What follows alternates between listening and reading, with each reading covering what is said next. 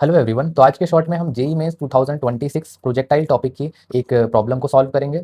अब ये problem direct formula based भी नहीं है, तो आपको यहाँ से काफ़ी कुछ सीखने को मिलेगा। सो क्वेश्चन रीड करते हैं। Boy throws a ball into air at 45 degree from horizontal to land it on roof of building of height capital H. एक बॉय है जिसने 45 डिग्री पे एक बॉल को थ्रो किया गया है और ये कहाँ पर आके लैंड कर रही है, कुछ किसी बिल्डिंग पे जिसकी हाइट आपकी कैपिटल एच गिवन है। If ball attains maximum height in 2 second, ये इसकी मैक्सिमम हाइट है। ठीक है, कितने सेकंड में अचीव करी? 2 सेकंड में। And lands on the building in 3 second, यानी कि बिल्डिंग कुछ आगे होगी। ठीक है, इस तरीके से।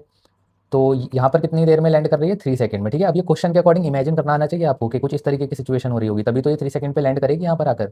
सो आपको यहाँ पर कैपिटल एच की वैल्यू को फाइंड आउट करना है। ठीक है, सो सबसे पहले देख क्या गिवन है अपने पास, मैक्सिमम हाइट कितने टाइम में अचीव हो रही है? 2 सेकंड में। आपको पता है टाइम पीरियड ऑफ प्रोजेक्टाइल क्या होता है? 2u/g। ठीक है, अब क्योंकि ये तो बिल्कुल मिडिल में आ रहा है तो हम यहाँ पर 2 नहीं लिखेंगे, इसका टाइम पीरियड का फॉर्मूला क्या बन जाएगा? 2u/g। ठीक है, तो यहाँ से आपके पास u/y की वैल्यू आ जाएगी।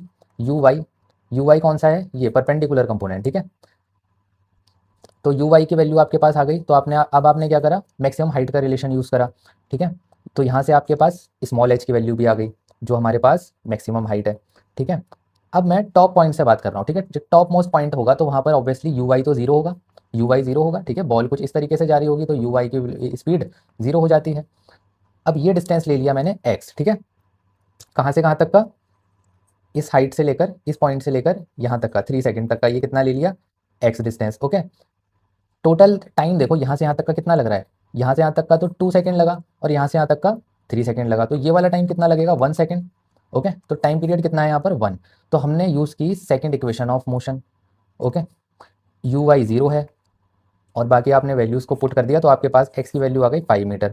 ठीक है, अब x की वैल्यू 5 मीटर है तो इससे हम कैपिटल H कैसे कैलकुलेट करेंगे? दोबारा डायग्राम में चलते हैं। देखो, कैपिटल H को मैं ऐसे लिख सकता हूँ, स्मॉल h माइनस x। ठीक है, ये वाली हाइट माइनस ये वाली हाइट, तो मेरे पास ये आ जाएगी कैपिटल H। तो कैपिटल H की वैल्यू क्या आ गई? 15 metre. I hope it is clear.